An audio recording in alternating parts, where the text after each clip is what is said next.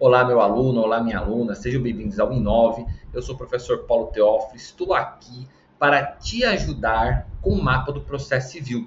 Então, bora para a aula, vamos começar. Esse aqui é um curso rápido de 1 hora, são 3 aulas aqui de 20 minutos, que eu estarei lhe ensinando qual é a tramitação que o processo civil ele adota. Isso porque nós temos sim a caracterização codificada, ou seja, nós temos todos os procedimentos previstos no Código de Processo Civil. Entretanto, para muitos alunos, aquele que está fazendo OB, às vezes aquele que está fazendo concurso público, às vezes até aquele recém-formado, ele tem uma dificuldade muito grande em entender todos os trâmites do processo. E é por essa razão que o curso vai tentar te mostrar qual é a ordem dos fatores dentro do processo civil. Perfeito? Então, fiquem comigo e vamos começar a nossa aula. Iniciando pelo rito comum. O rito comum, ele é muito interessante porque ele é aquele rito que vai falar de tudo, ou seja, tudo aquilo que não estiver previsto em alguma legislação especial, ele vai para o rito comum. Ah, professor, e o juizado especial? O juizado especial tem uma lei própria. Ah, mas uma ação de emissão na posse, ele tem uma lei própria, mas o rito comum, ele é subsidiário. Ou seja, tudo aquilo que não couber uma coisa específica em lei, nós vamos pensar e vamos aplicar as disposições do rito comum, do procedimento comum, ok?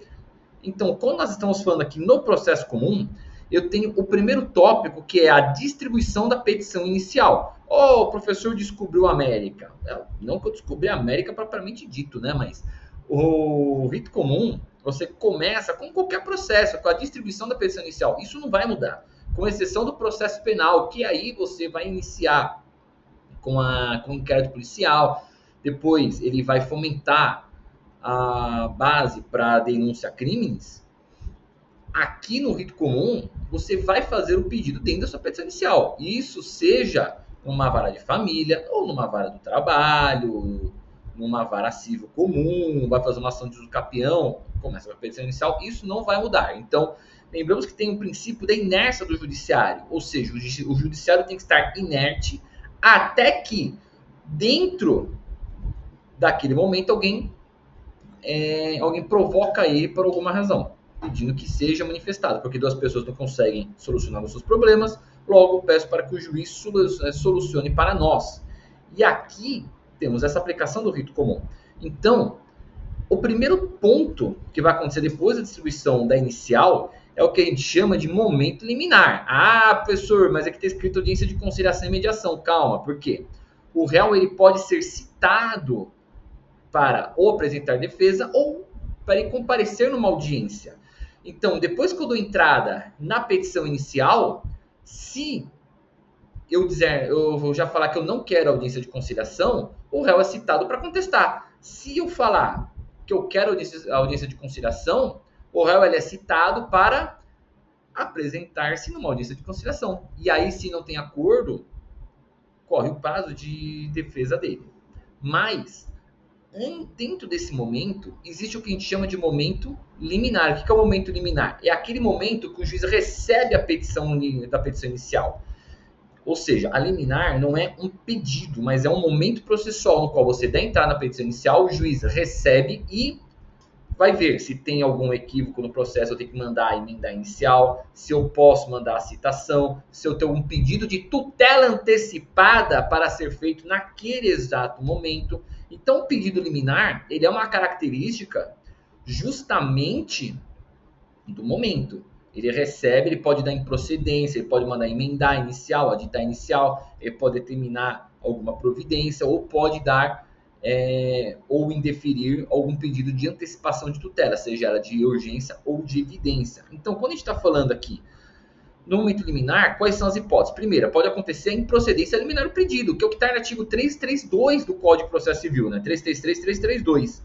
Nas causas em que dispensem a fase instrutória, o juiz, independente da citação do réu, julgará liminarmente improcedente o pedido, se ele estiver contrariando o enunciado súmula de tribunais superiores. Por que isso, professor? Porque, embora o juiz não esteja vinculado às decisões dos tribunais, a hora que você for recorrendo vai chegar lá. E aí eles vão manter a aplicação deles. Então já fica um negócio necessário. entendimento fixado incidente de soluções de demandas repetitivas, súmula Tribunal de Justiça sobre direito local e assim por diante. Por quê? Se acontece uma situação dessa, ele vai dar a improcedência liminar do pedido. E essa improcedência liminar pode ser inclusive parcial ou total. Agora, no caso da improcedência liminar, o recurso cabível é apelação. Agora, se for uma procedência parcial do pedido, o recurso cabível é um agravo de instrumento.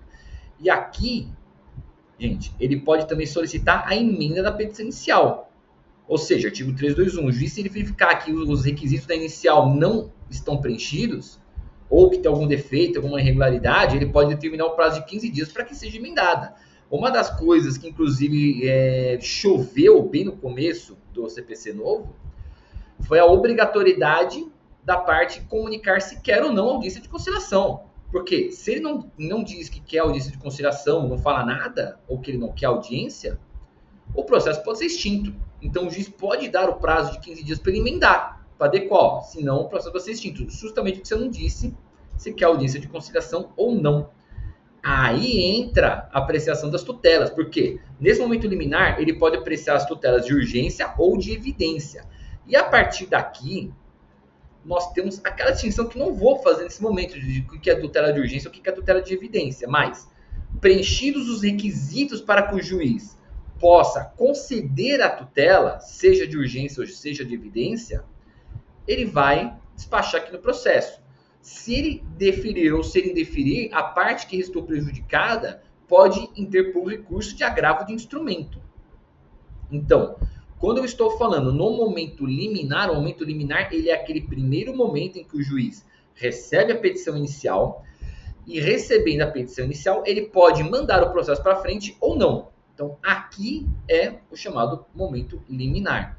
Ele pode extinguir o processo sem resolução do mérito, artigo 317. Antes de proferir a decisão sem resolução do mérito, o juiz deverá conceder oportunidade para, se possível, a parte corrigir o erro.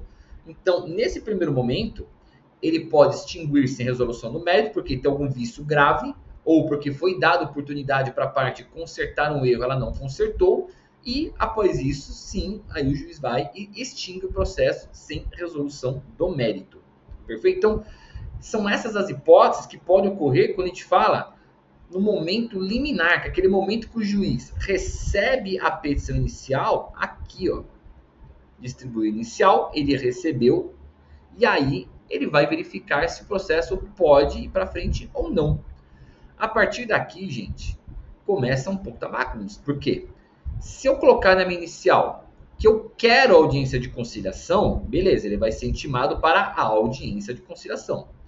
Agora, se eu disser que eu não quero audiência de conciliação, aqui ele é intimado para apresentar defesa. Perdão, ele é citado para apresentar defesa.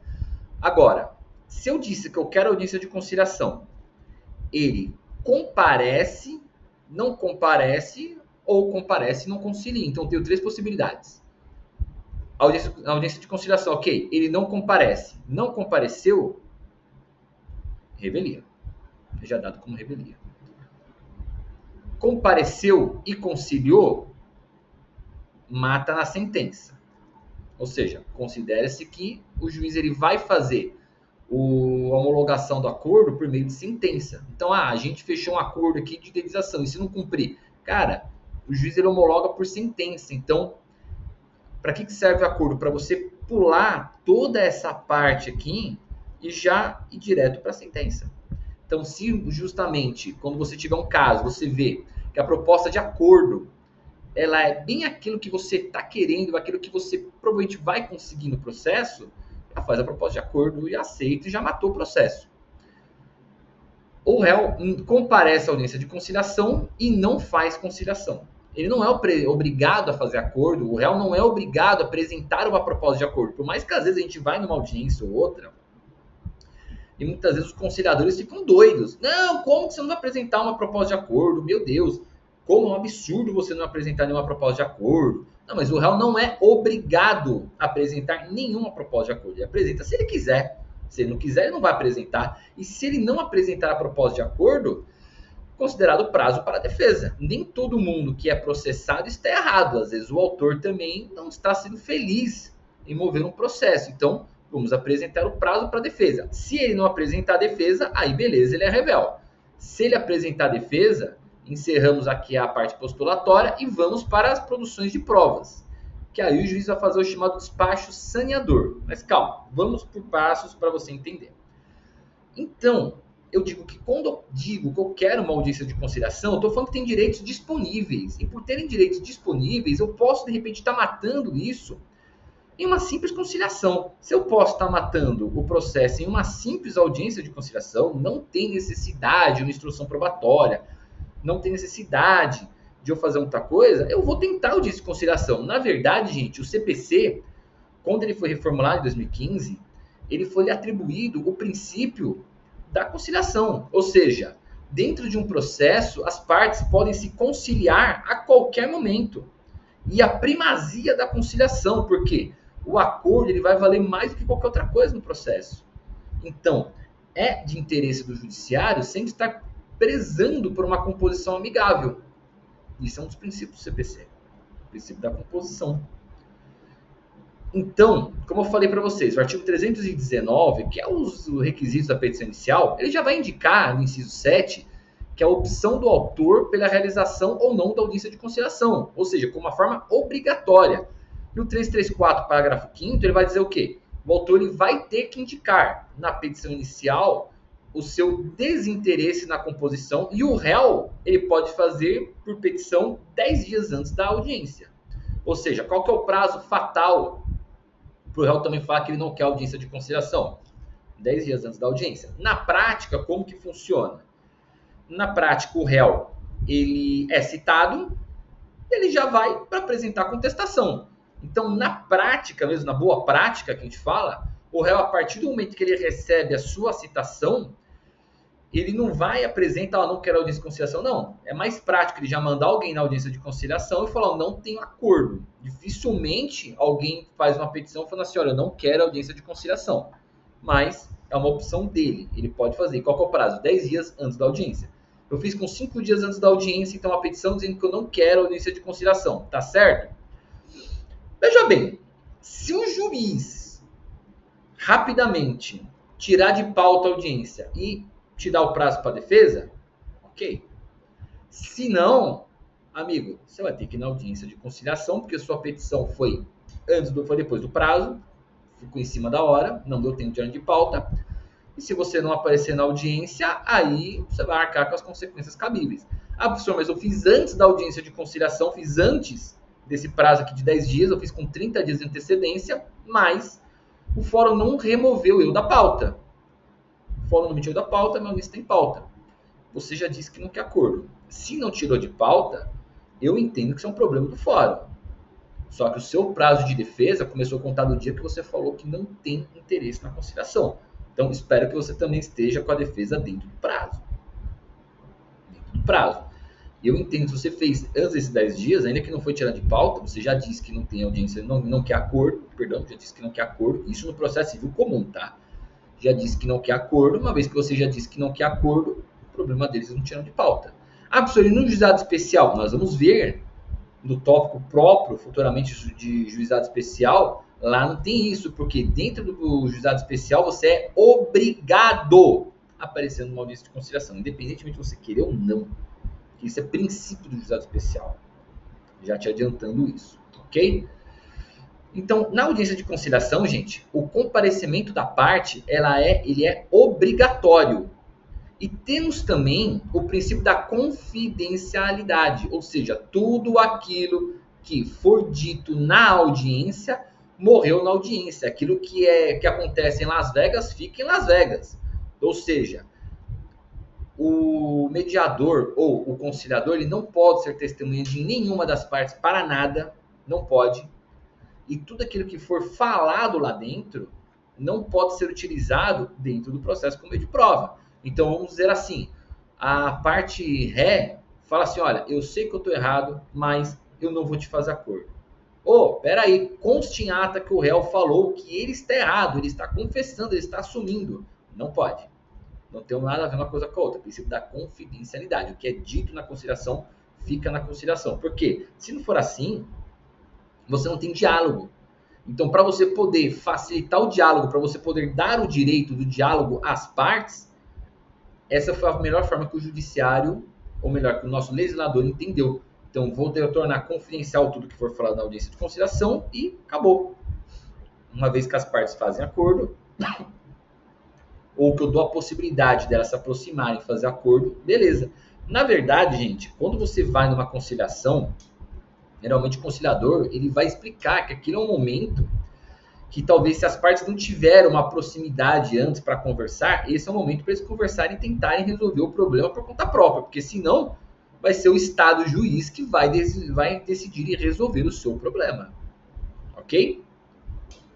O acordo, então, gente, ele é ambas as partes cederem um pouco dos seus direitos para que o seu processo resolva. E se resolva sem o risco do julgamento. É muito comum da gente ver a pessoa entrar com um processo pedindo uma indenização de 20 mil e ela quer receber 20 mil de acordo. Se a parte quer o valor da condenação, meu amigo, isso aqui não é acordo. Isso aqui está querendo a condenação. Pô, você entra com um processo pedindo 20 mil. Eu sei que a jurisprudência me dá mais ou menos uns 4, eu te ofereço uns 3. Ah, não, mas eu quero 10, eu quero 20. Não, aí você está me pedindo aquilo que eu vou pagar na condenação. Aqui não é acordo, aí eu não sou obrigado a fazer também. Na verdade, você não é obrigado a fazer em hipótese alguma, né? Você só é obrigado a pagar se for condenado, aí sim, mas você não é obrigado a fazer um acordo que você não queira. Mas é muito comum da parte não abrir mão de um centavo daquilo que ela acha que ela tem de direito. Isso, infelizmente, é muito comum. E aí vai o jogo de cintura do advogado de explicar para a parte, olha, eu pedi 20 mil, mas não é bem assim, a jurisprudência geralmente dá 4, dá 3, é um bom acordo, então está dentro do risco do processo, mas geralmente a pessoa quer o valor da condenação. Então isso não é um acordo, isso daí eu pago a condenação. As partes réis não são obrigadas a apresentar proposta de acordo, e o autor não é obrigado a aceitar nenhuma proposta. Isso aqui é uma coisa bem evidente e a gente costuma ver muitas vezes, em algumas sessões de conciliação, o conciliador apertando, vamos gente, vamos, faz acordo, faz acordo, faz acordo, faz acordo. É um absurdo não trazer proposta de acordo. Veja, o advogado ele tem a obrigação de estar tentando sempre puxar para acordo, mas só que se o cliente dele não quer acordo, você orientou ele que o acordo talvez num caso seria melhor, cara, você fez a sua parte. Você fez a sua parte. O que não pode a partir do advogado é sempre bater que não, meus clientes não têm acordo nunca. Então, ou então você cria um obstáculo para o acordo. Tanto é que, vejam bem, o acordo não é seu advogado, o acordo é da parte. Então, se a parte disser que ela quer acordo e você disser que não quer acordo, o sim dela prevalece sobre o seu não. E ao contrário também, se você falar que você quer o acordo e a parte falar que ela não quer acordo, o não dela prevalece sobre o seu sim, porque o processo é da parte, você está apenas representando ela em juízo, mas o processo é da parte, não é seu, ok? O acordo ele é homologado por sentença, que é o que fala o artigo 334, parágrafo 1º. A autocomposição obtida será reduzida a termo e homologada via sentença judicial. A partir daqui, gente, ela forma título executivo. Então, se a parte não pagar o acordo, você vai fazer o cumprimento de sentença. Você vai promover o cumprimento de sentença. Foi feito um acordo de tanto, a parte não pagou. Pronto, acabou. Resolve-se fácil aqui. Diferença de conciliação e mediação para a gente acabar. A conciliação ela é feita para aproximar as partes para uma conversação. Já a mediação ela é feita por um mediador. E aqui você vai ter técnicas de persuasão para tentar expor os riscos para a parte e tentar essa autocomposição. Então a diferença entre conciliação e mediação é a conciliação ela é feita por um conciliador. O conciliador ele vai tentar aproximar as partes, conversar para elas chegarem no denominador comum. Já o mediador não, o mediador ele vai tentar negociar com as partes. Ele vai tentar expor os riscos e negociar com as partes. Essa é a diferença entre conciliação e mediação, ok? Gente, terminando esse primeiro módulo aqui, esse primeiro bloco da aula, aguardo vocês no próximo bloco para mais. Te vejo lá.